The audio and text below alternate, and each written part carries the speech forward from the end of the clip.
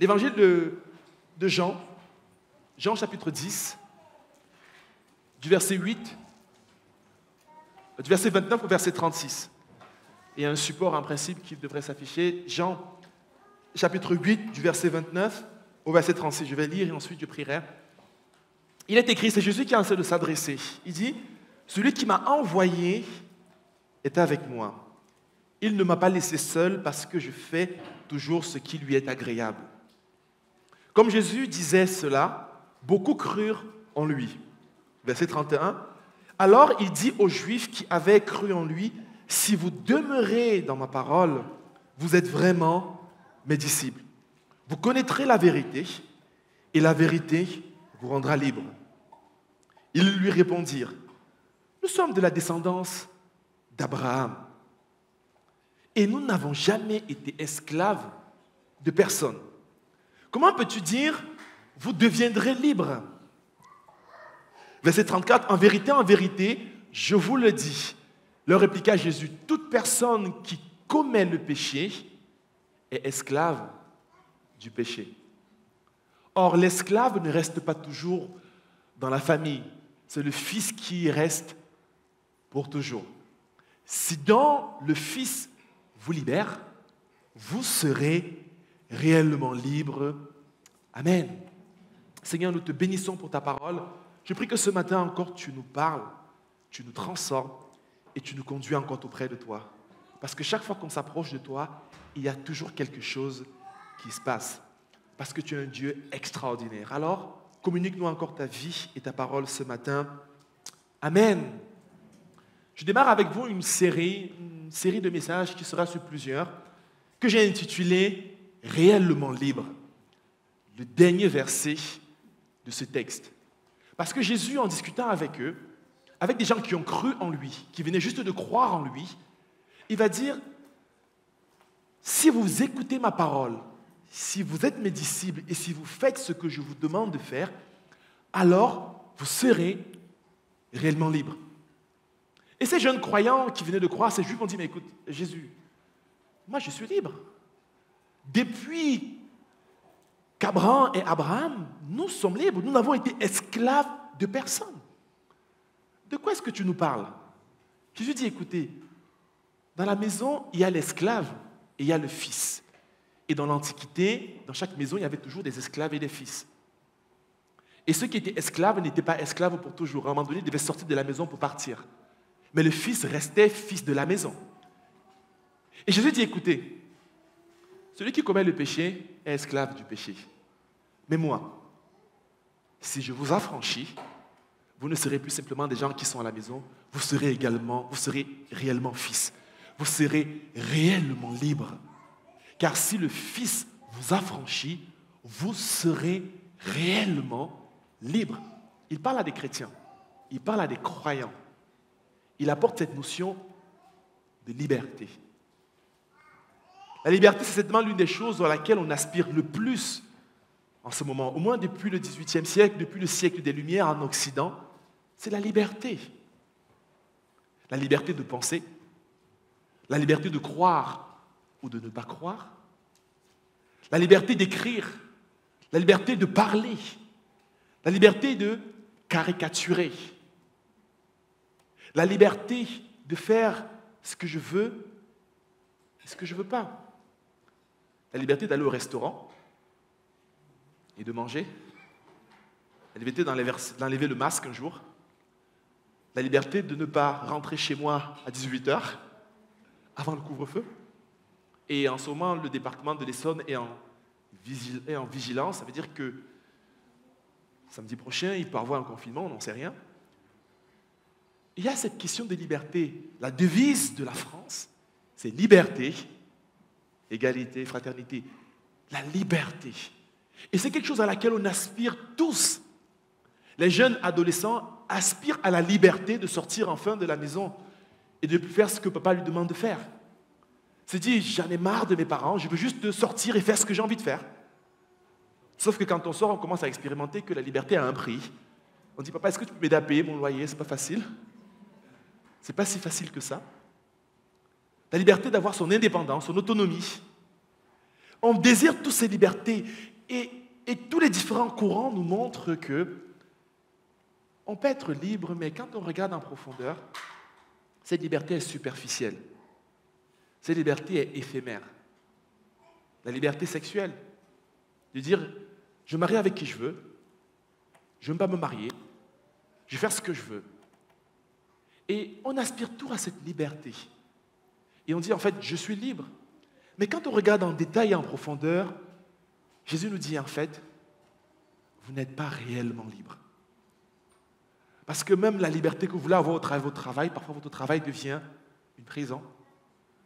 Votre volonté de partir, comme la parabole du fils prodigue, on part, mais finalement on se rend compte qu'on a besoin de rentrer à la maison. On n'est pas libre du regard des autres. On dit, mais qu'est-ce qu'il va penser de moi? Qu'est-ce que mes parents vont dire de moi? On n'est pas si libre que ça. Et quand Jésus nous parle de liberté, il veut nous rendre réellement libres. Il veut faire en sorte que même si on est dans la prison, on soit libre. Que même à la croix, un jour, comme lui il était à la croix, mais il était libre à la croix. Comme Paul et Silas dans une prison, malgré le fait qu'ils étaient confinés, ils étaient liés, ils étaient libres en Christ. Même dans le manque, ils connaissaient la véritable liberté. Celle que Christ nous communique. Quand Christ nous rend réellement libres, mes amis, rien ne peut nous lier. Rien ne peut nous attacher. Nous sommes réellement affranchis. Notre travail n'est pas une idole. Notre petit ami ou notre petite copine n'est pas une idole. Nous sommes réellement affranchis en Christ. Et c'est ce que Jésus dira à ces gens. Ils vont dire, écoute Jésus, nous on est déjà libres. Il dit, non, non, non, vous ne l'êtes pas réellement. Vous croyez que vous l'êtes, mais en fait vous ne l'êtes pas. Si vous prenez votre téléphone de 1 mois, vous allez tous craquer. On a commencé à avoir la téléphonophobie. C'est-à-dire que dès qu'on perd le téléphone, on est perdu. On se demande comment est-ce que les gens vivaient avant l'arrivée du téléphone, on ne sait même pas. Mais qu'est-ce qui nous lie réellement? Qu'est-ce qui est un obstacle? Qu'est-ce qui nous empêche de vivre cette liberté? Qu'est-ce qui bloque tout chrétien ou non chrétien dans ces liens et dans ces pièges-là? Et c'est ce que je voudrais aborder avec vous aujourd'hui. Qui sont les véritables ennemis de la liberté? Connaître les véritables ennemis. Parce que si vous connaissez réellement l'objet de ce lien et de cette attache, alors vous avez franchi un premier pas vers une vie pleine de liberté. Dans la Bible, j'en vois 5. Et on va aborder cela ensemble ce midi. Voilà. J'ai l'habitude de dire ce matin, mais c'est ce midi. Le premier, c'est le péché. Jean 8, verset 34, Jésus dira, et dans le texte qu'on a lu, il dit, en vérité, je vous le dis, leur répliqua Jésus, toute personne qui commet le péché est esclave du péché. Et un autre texte de l'apôtre Paul qui parle dans Romains 6, verset 20 à 23, il est écrit, en effet, lorsque vous étiez esclave du péché, vous étiez libre par rapport à la justice. Quels fruits portiez-vous alors? Des fruits dont vous avez honte aujourd'hui, car leur fin, c'est la mort. Et verset 22, il est écrit, mais maintenant que vous avez été libérés du péché et que vous êtes devenus esclaves de Dieu, vous avez pour fruit la progression dans la sainteté et pour fin la vie éternelle. L'un des premiers objets de notre lien, mes amis, ce n'est pas le gouvernement qui fait le confinement, mais c'est le péché qui nous empêche de vivre ce pourquoi Dieu nous appelle. La Bible nous dit, ici, il y a une distinction entre le péché dans sa source, dans son origine, et les péchés. Le fait de dire que j'ai menti, je suis égoïste, je suis impatient, c'est plus fort que moi, ce sont les conséquences du péché. Ce sont juste des conséquences. Mais quand Jésus veut nous rendre libres, il ne traite pas la question des conséquences. Il vient à la racine et il nous délivre de la puissance du péché. Parce que le péché a une puissance qui nous empêche de vivre pleinement libres en Christ. Le fait que je sois un mari qui n'arrive pas peut-être à être aimant comme Dieu m'appelle à le faire, la source, c'est peut-être le péché. Vous savez, il y a certains qui donnent souvent cette illustration.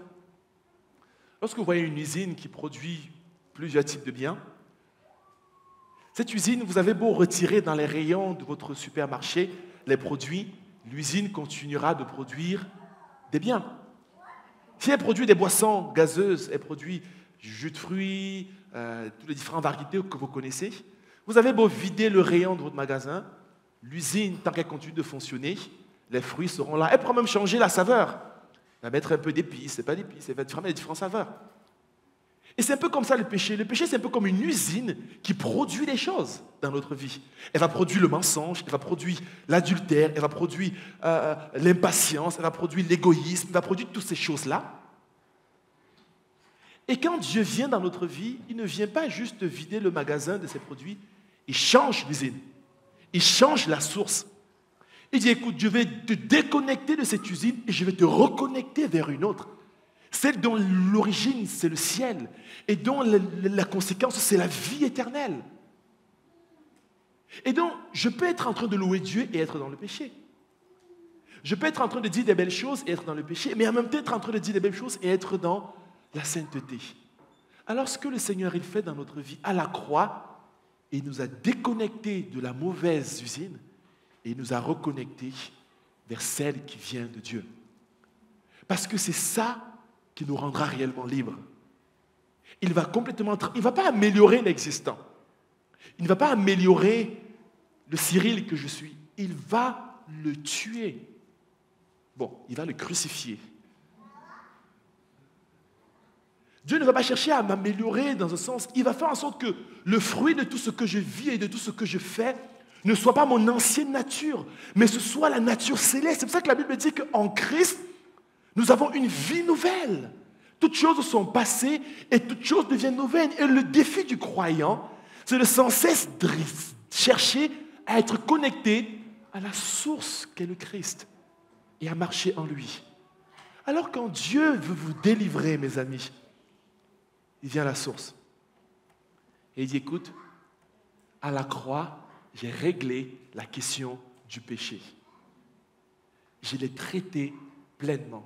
Alors ça peut arriver qu'une mauvaise habitude revienne, un péché retombe encore, une conséquence arrive.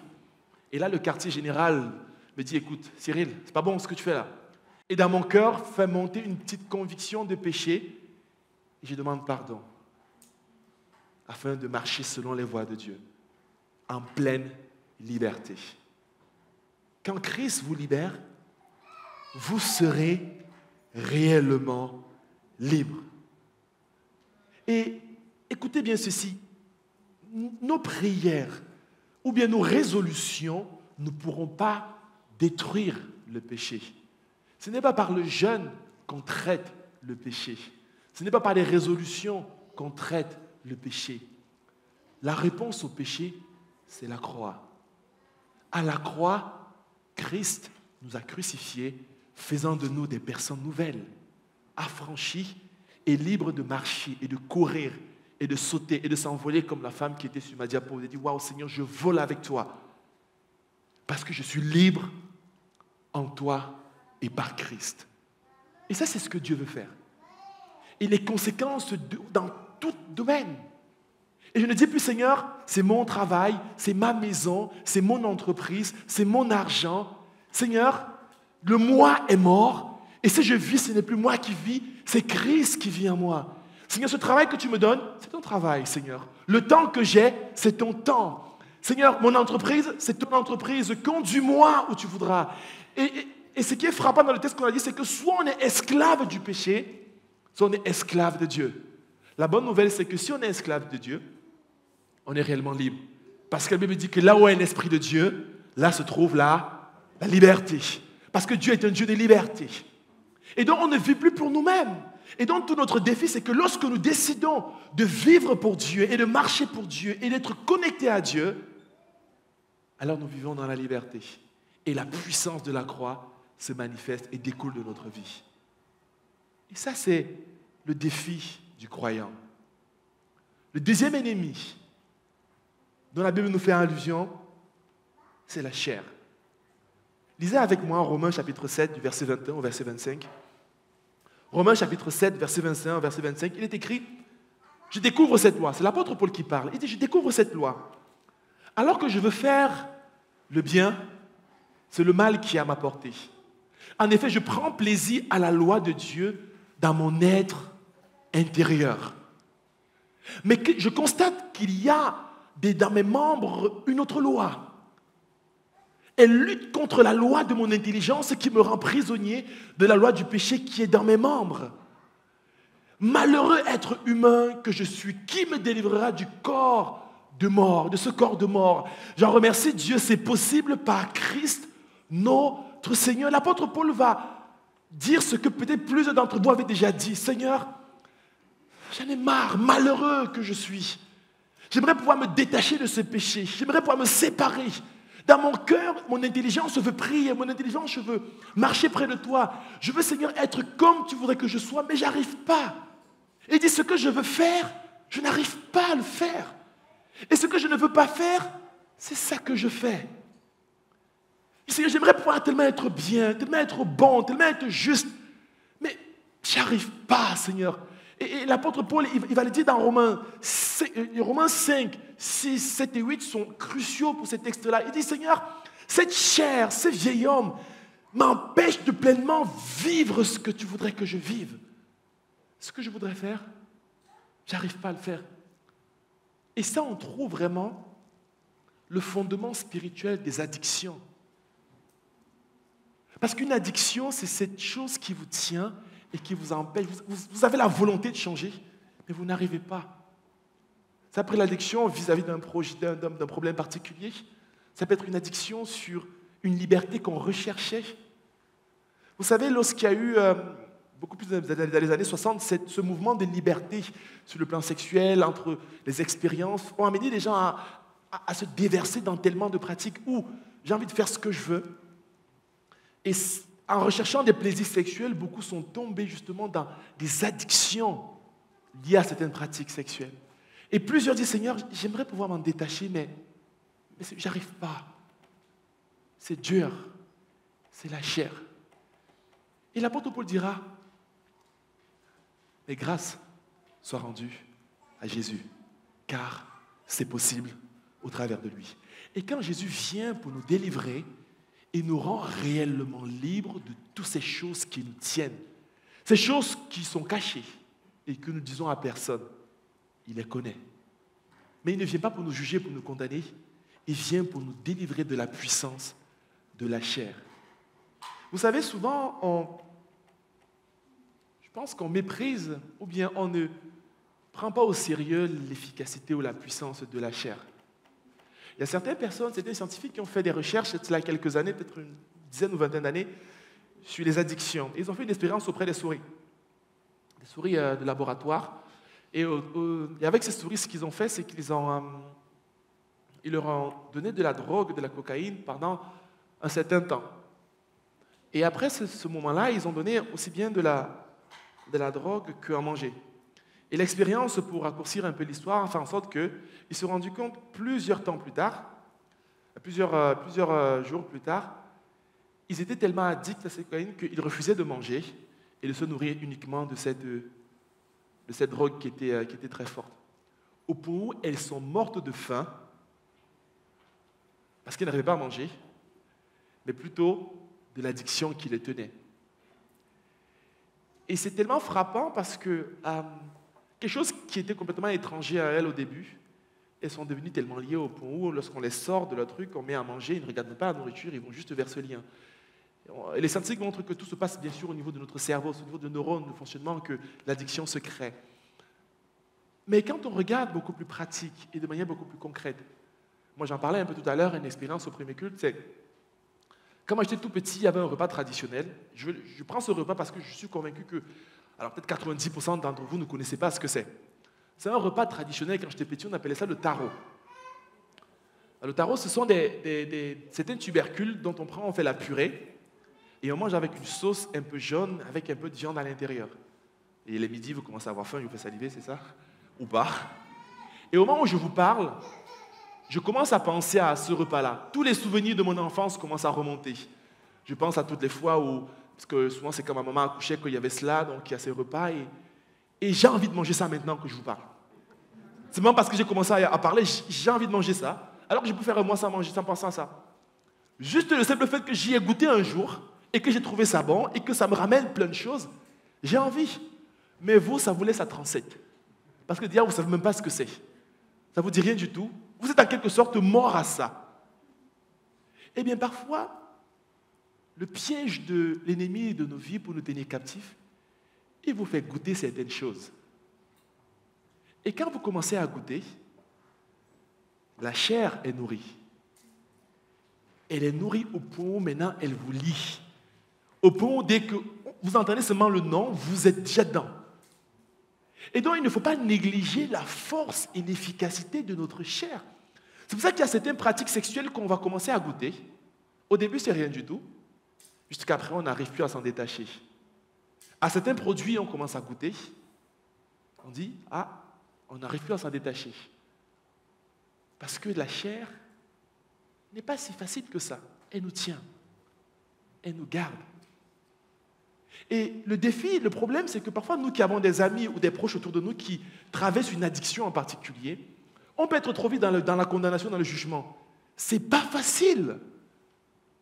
C'est difficile parce que c'est ce que Paul dit, ce que je veux faire, j'arrive pas. Et ce que je ne veux pas faire, c'est ça que je fais. Mais il dit, grâce soit rendue à Jésus, parce que quand Christ vient à la croix, vous savez ce qu'il fait? Il crucifie la chair. Il donne de la mort à la chair. Parce qu'il dit, écoute, en lui nous sommes morts et en lui nous revivons. Nous expérimentons une nouvelle vie. Parce que vous êtes d'accord avec moi qu'un cadavre ne pêche plus. N'est-ce pas? Parce qu'il est mort. Il n'a plus aucun pouvoir, il n'a plus une attraction, c'est difficile de voir un cadavre qui a trompé sa femme. Pas possible. Il est mort. Il est libre de la puissance de la chair.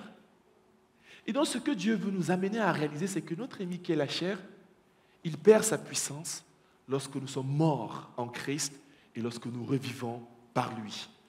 Et je ne vis plus selon ce que je pense, ce que je vois, mais je vis selon les standards de Dieu.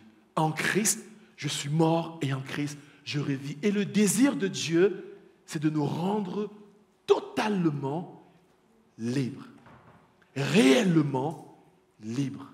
Afin de faire de nous des enfants qui ne sont pas tenus par des liens en particulier, mais pleinement libres en Christ. Amen. Le troisième ennemi qu'on trouve dans les Écritures, c'est la malédiction. La malédiction. Galates chapitre 3, verset 13. Il est écrit, Christ nous a rachetés de la malédiction de la loi en devenant malédiction pour nous. Puisqu'il est écrit, tout homme pendu au bois est maudit. Parce que le fait que Christ soit pendu au bois est le signe qu'il a été maudit. Et le verset suivant dit, si quelqu'un, même sous un ange, pas celui-là, mais plutôt le verset 14, c'est ainsi qu'en Jésus-Christ, la bénédiction d'Abraham touche aussi les non-juifs et que nous recevons la foi, par la foi l'Esprit qui avait été promis.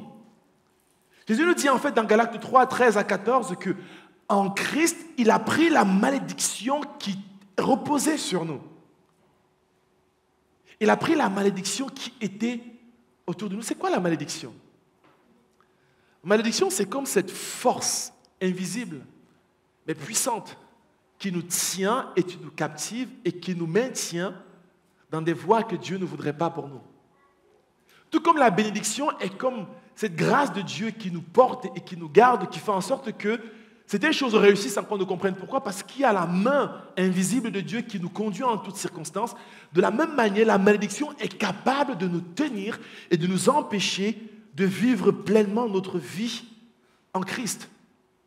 Et donc, c'est quelque chose qu'il faut prendre au sérieux. Lorsqu'on médite la Bible, lorsqu'on étudie la Bible sur cette question, on se rend compte que c'est un principe réel qu'on trouve dans l'Ancien comme dans le Nouveau Testament. L'une des toutes premières malédictions qu'on voit dans la Bible, c'est dans la Genèse. Lorsque Adam et Ève vont désobéir à Dieu, Dieu dira, « Femme, tu accoucheras à la sueur de dans la douleur, et l'homme, tu travailleras à la sueur de ton front. » Nous sommes tous soumis à cette malédiction. il dit aussi que vous allez connaître la mort. On va tous un jour mourir. C'est des choses qui sont vraies. On peut le vivre, on peut le croire ou ne pas le croire, c'est un fait. Qu'on soit croyant ou pas, ça s'applique. Il y a des malédictions comme ça que Dieu a prononcées et qui sont une évidence. Il y a la malédiction de la loi dans laquelle Christ nous a franchis. Il dit, écoute, vous êtes sous le joug. Tant qu'on est ici-bas, ici sur terre, il y a un certain nombre de malédictions qu'il faut prendre en considération si nous voulons vivre pleinement libres en Christ. Il y a la malédiction, par exemple, que Josué avait prononcée. Vous savez, lorsque il a renversé les murailles de Jéricho, il a prononcé une malédiction, il a dit que tous ceux qui reconstruiront les murailles de Jéricho le feront au prix de leur vie et de leurs enfants. Et si on la voit, lorsqu'on étudie les Écritures, on voit que ça s'est produit. Il a prononcé une parole qui s'est accomplie, qu'on le veuille ou pas. Il y a des malédictions aussi qui ne s'accomplissent pas, parce qu'elles ne sont pas fondées, elles ne sont pas justifiées. Dans un texte qu'on va lire dans Galates chapitre 1 au verset 8, l'apôtre Paul va aussi déclarer une forme de malédiction. Il dit, mais si quelqu'un, même sous un ange venu du ciel, vous annoncez un évangile différent de celui que nous avons prêché, qu'il soit maudit. Et il le répète au verset 9. Nous l'avons déjà dit, je le répète maintenant, si quelqu'un vous annonce un autre évangile que celui qui vous avait reçu, qu'il soit maudit. Il y a une malédiction lorsqu'on commence à inventer notre propre évangile. Qu'on le veuille ou pas, elle est sur nous. On peut avoir l'air d'aller très bien, mais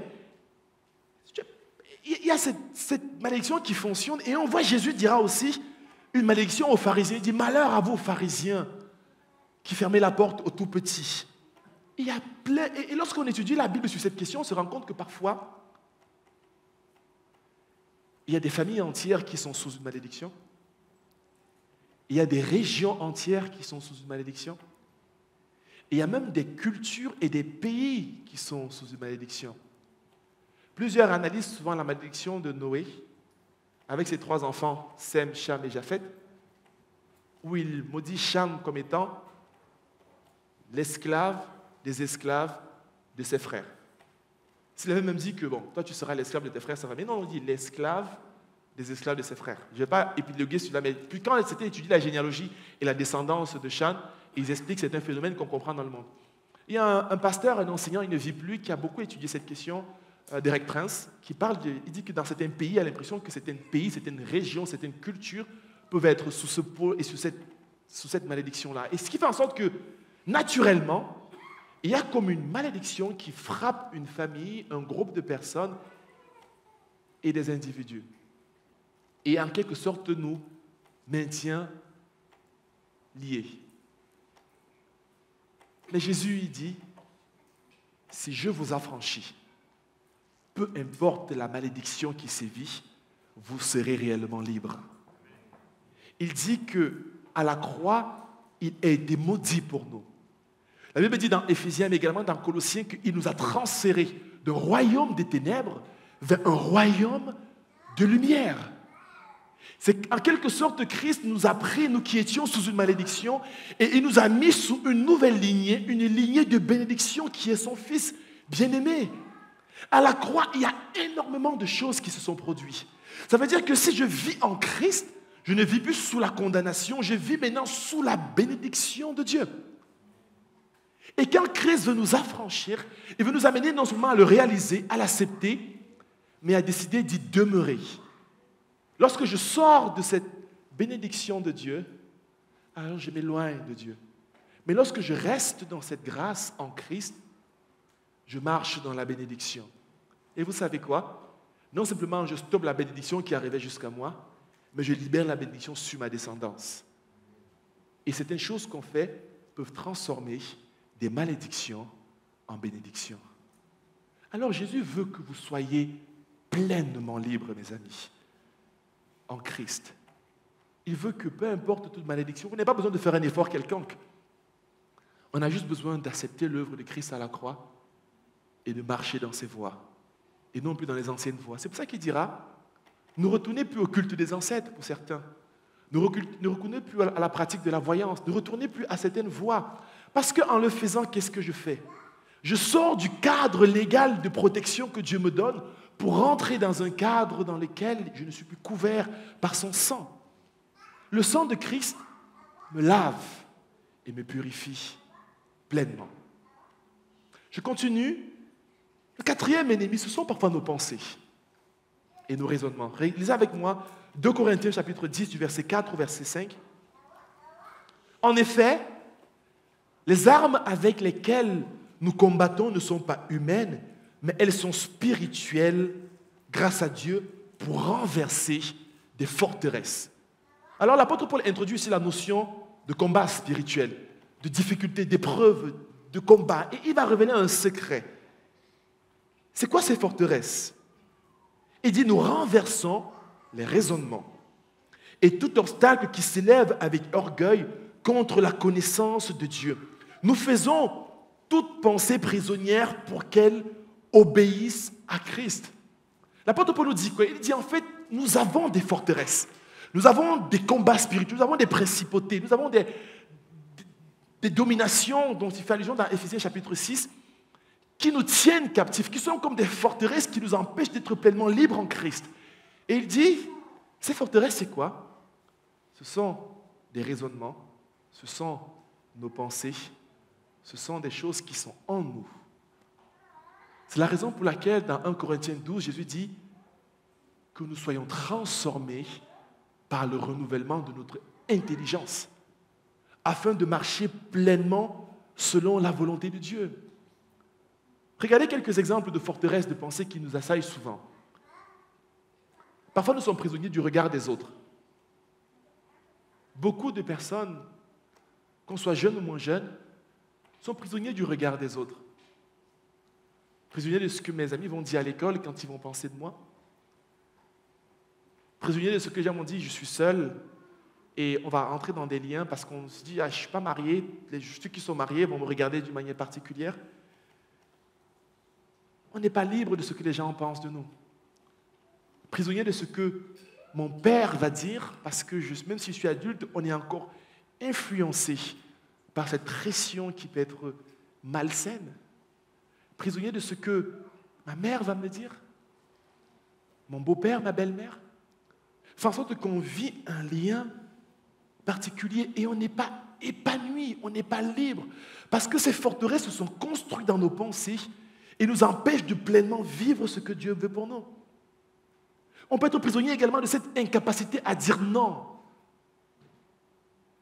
Et plusieurs psychologues, il y en a un qui écrit un livre que je trouve extraordinaire, c'est Henry Cloud, il s'appelle « Oser s'affirmer », qui parle de l'incapacité parfois de dire non, mais qui se crée parfois dès notre enfance. De 0 à 3 ans, parfois notre personnalité se construit. Et parfois on est incapable de dire non, ce qui fait que plus tard, on est incapable de pouvoir s'affirmer. Et ça se produit dans notre travail. Ça se produit dans notre couple, dans notre famille. On peut être débordé, on fera le burn-out, on craque.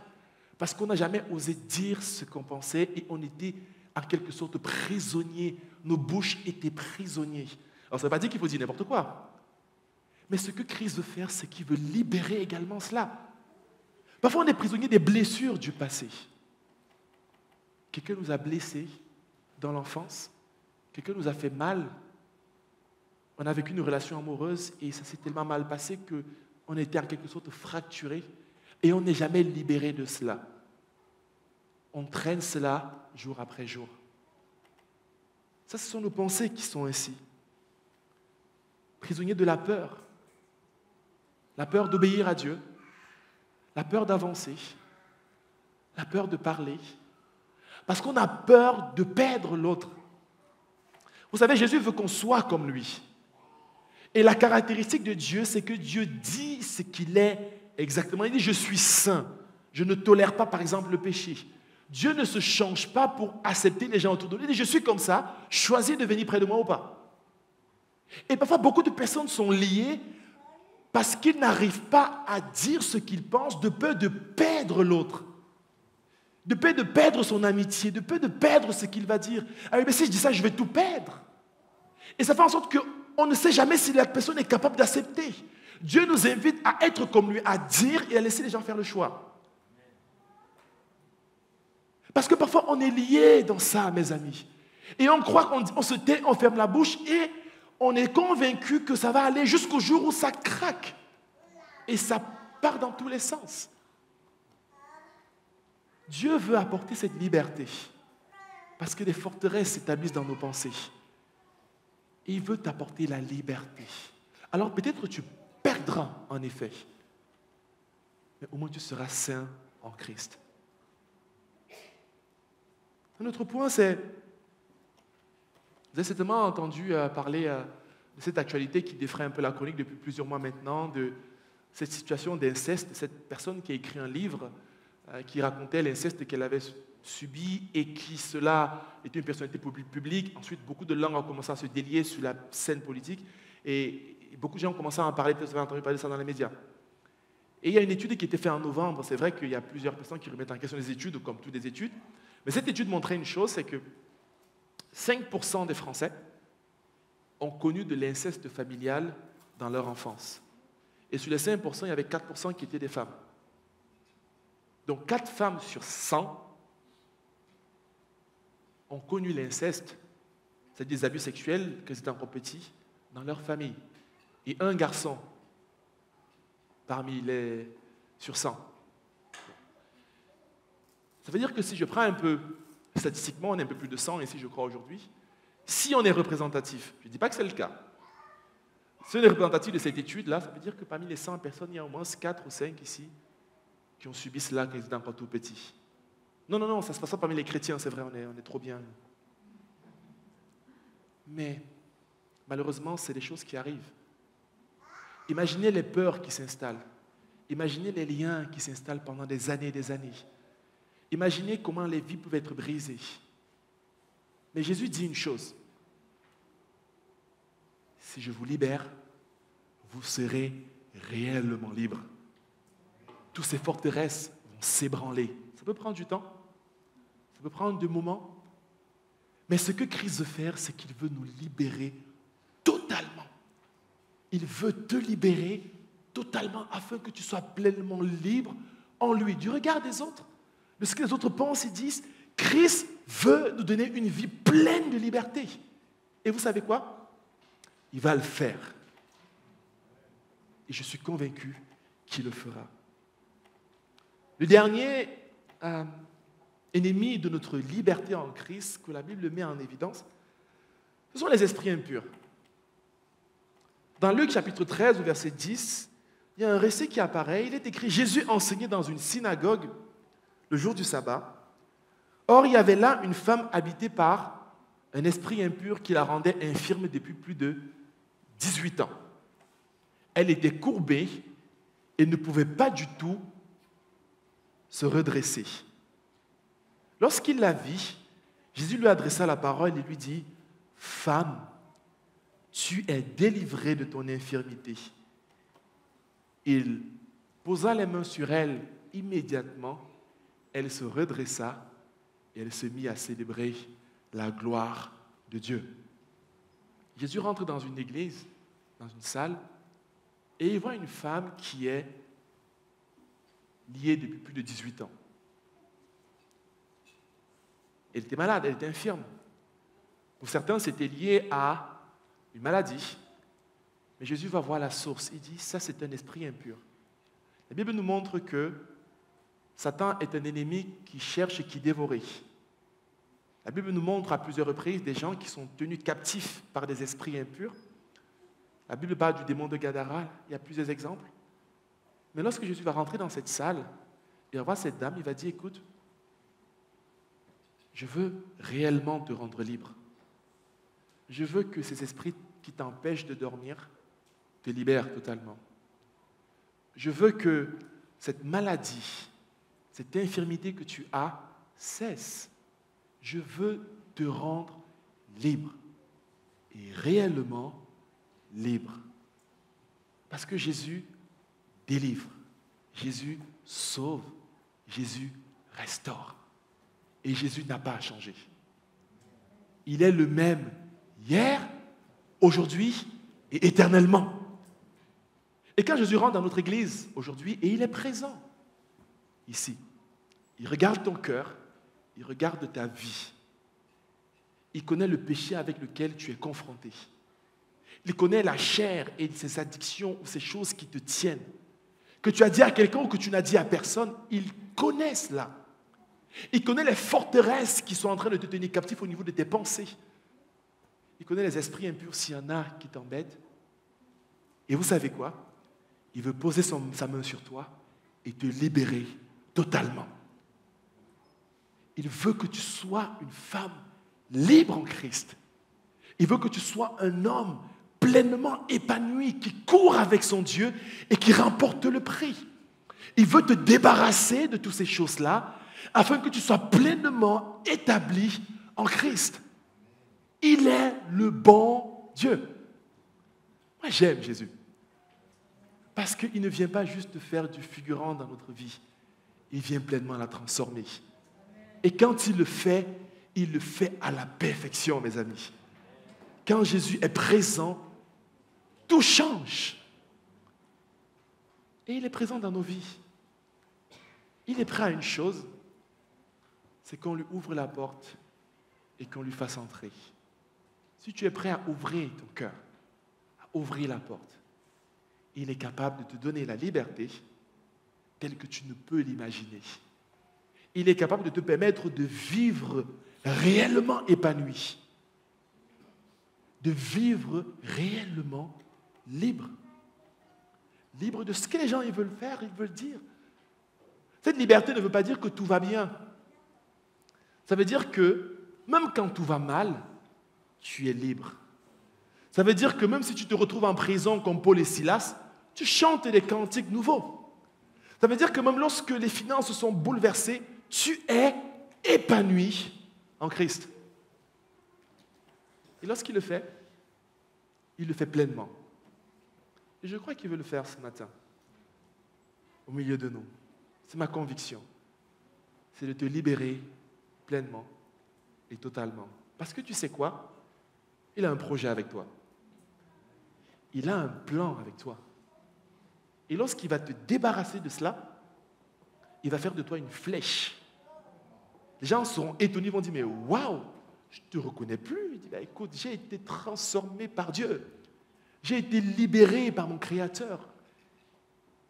Il veut te libérer dans ton couple, dans ta famille, dans ta maison, dans ton travail et dans ta marche avec lui. Amen. Je vous invite à vous lever, on va prier quelques instants. Je ne sais pas comment ce message t'a parlé, mais avant que je ne prie, je voudrais peut-être que tu ouvres ta bouche et que tu parles à ton Dieu. Peu importe comment le Seigneur t'a parlé aujourd'hui, peu importe ce que tu vis, peu importe ce que tu traverses, peu importe le lien peut-être qui te touche, ouvre ta bouche et parle à ton Dieu. Il est celui qui veut nous libérer. Alléluia. Vas-y mon ami, prie, parle à ton Dieu quelques instants. Alléluia. Peut-être tu as un lien aujourd'hui et tu le sais, confie-le devant Dieu. Tu dis, Seigneur, j'aimerais tellement me débarrasser de ceci, Seigneur. Confie-le à ton Dieu. Alors il est capable de le faire pleinement. Alléluia. Jésus, tu nous dis que si tu nous rends libres, nous serons réellement libres. Je prie aujourd'hui pour chacune des personnes qui sont au son de ma voix, ici ou en direct, Seigneur. Je prie qu'ils expérimentent la délivrance totale en Christ. Seigneur, la Bible nous montre tellement de situations où nous pouvons être liés, Seigneur. Délivre-nous du péché.